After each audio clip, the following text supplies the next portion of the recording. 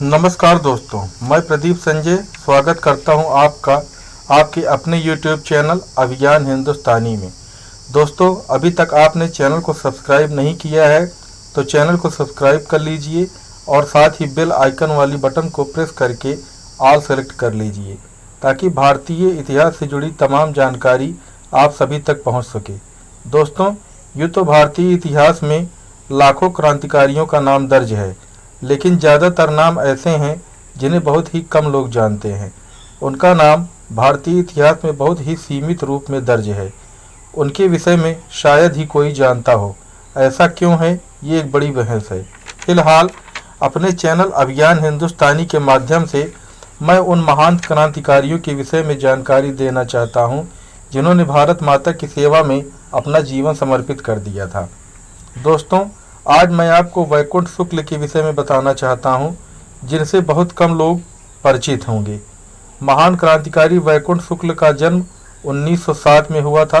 28 वर्ष की उम्र में फांसी के तख्ते पर चढ़ने वाले वैकुंठ शुक्ल भारतीय आन बान और शान के प्रतीक थे।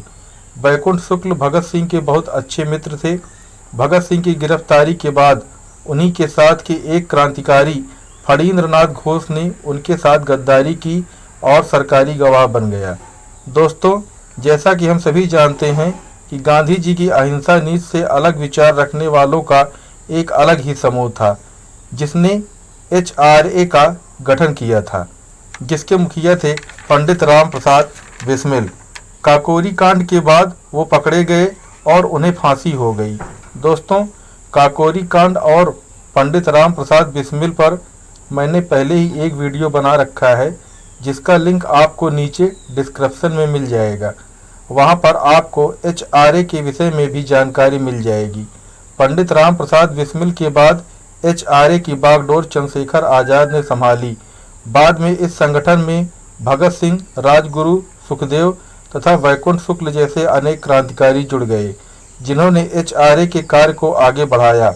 दोस्तों, देश में कुछ न कुछ गद्दार हमेशा से ही रहते आए हैं, जिसमें से एक गद्दार का नाम है फणींद्रनाथ घोष। असेंबली बम कांड के बाद जब भगत सिंह की गिरफ्तारी हो गई तो धीरे धीरे उनके कई साथी भी गिरफ्तार हो गए, जिसमें से एक थे फणींद्रनाथ घोष। दोस्तों, इतना तो हम सभी जानते हैं कि अंग्रेज पकड़े गए क्रांतिकारियों पर असहनीय जुल्म करते थे। ऐसे में जब यही कठोरता फणींद्रनाथ घोष के साथ की गई तो वह टूट गया और सरकारी गवाह बन गया। ठीक वैसे ही जैसे काकोरी कांड के बाद बनवारी लाल सरकारी गवाह बन गया था, जिसकी वजह से पंडित राम प्रसाद बिस्मिल और अशफाक उल्लाह खां जैसे महान क्रांतिकारियों को फांसी हो गई थी।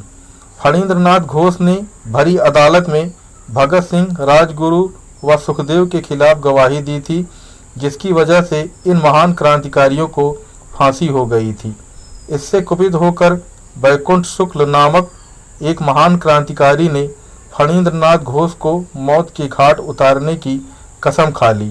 इसमें उनका साथ देने के लिए एक और महान क्रांतिकारी चंद्रमा सिंह भी तैयार हो गए थे। 9 नवंबर 1932 को बेतिया के मीना बाजार के पश्चिमी द्वार पर पहुंचकर वैकुंठ शुक्ल और चंद्रमा सिंह ने अपनी साइकिल को एक किनारे खड़ी कर दिया। सरकारी गवाह बनने के बाद ब्रिटिश गवर्नमेंट ने फणींद्रनाथ घोष को आर्थिक सहायता भी प्रदान की थी, जिससे उसने एक दुकान खोल रखी थी। वैकुंठ शुक्ल और चंद्रमा सिंह फणींद्रनाथ घोष को मारने पहुंचे।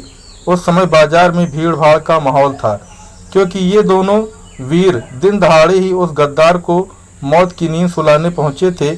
इसलिए भीड़ को तितर बितर करने के लिए चंद्रमा सिंह ने भरी बाजार में ही एक खाली जगह देखकर एक बम फोड़ दिया, जिससे भगदड़ मच गई। मौका पाते ही वैकुंठ शुक्ल फणींद्रनाथ घोष की दुकान पर पहुंच गए। उस समय उनके हाथ में एक धारदार हथियार था। उन्हें देखकर फणींद्रनाथ घोष ने अपनी रिवॉल्वर निकाल ली, लेकिन इससे पहले कि वह फायर कर पाता, वैकुंठ शुक्ल ने अपने हथियार से उसे काट डाला और दोनों साथी घटना को अंजाम देकर वहां से भाग निकले। एक हफ्ते तक अस्पताल में जिंदगी और मौत से जूझते हुए आखिरकार उस गद्दार ने दम तोड़ दिया।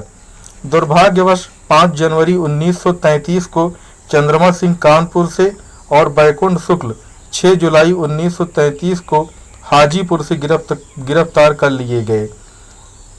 मोतिहारी कोर्ट में मुकदमा चला, जिसमें न्यायाधीश ने 23 फरवरी 1934 को अपना फैसला सुनाया, जिसके तहत चंद्रमा सिंह को 10 वर्ष की कारावास दिया गया और बैकुंठ शुक्ल को फांसी की सजा। और इस तरह 14 मई 1934 को इस महान क्रांतिकारी को फांसी के फंदे पर लटकाकर अमर कर दिया गया। दोस्तों, मेरे द्वारा दी गई जानकारी से अगर आप सहमत हैं तो वीडियो को लाइक, शेयर और सब्सक्राइब करें। जय हिंद, जय भारत।